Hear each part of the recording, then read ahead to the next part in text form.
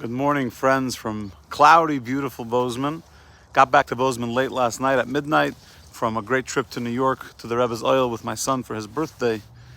And on the plane, I was thinking about Kiddush HaShem, right? Because on a plane, that's always a place where we can make an incredible Kiddush HaShem. So I was thinking about it. And I realized that I never shared with you something beautiful that happened just before Purim.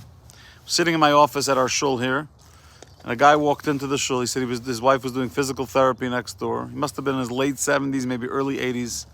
And he said, "Is it okay if we talk for a moment?" I said, "Sure." He said that back in the 60s, I believe, he was attending school in New York and he had to take a test.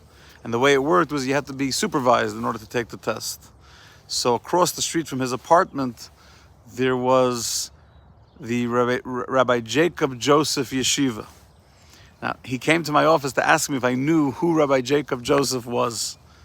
Now, of course, we all know Rabbi Yankov Yosef and the story of how he was the chief rabbi of New York and his devotion to make Yiddishkeit and orthodoxy real in New York.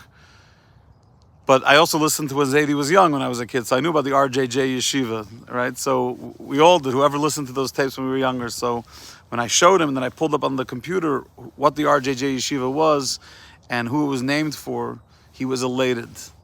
The man was walking around with hakaras hatov, with gratitude to a principal or administrator at the RJJ Yeshiva.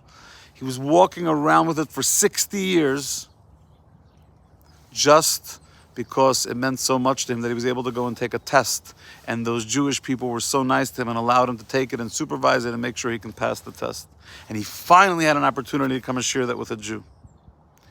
That's Kiddush HaShem.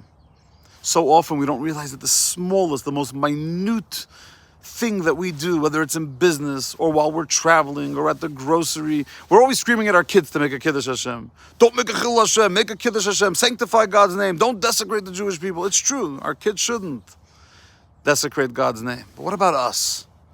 How often do we cut corners when interacting with people on the outside of our Jewish community, and the cutting the corners can affect how they view the entirety of the Jewish people?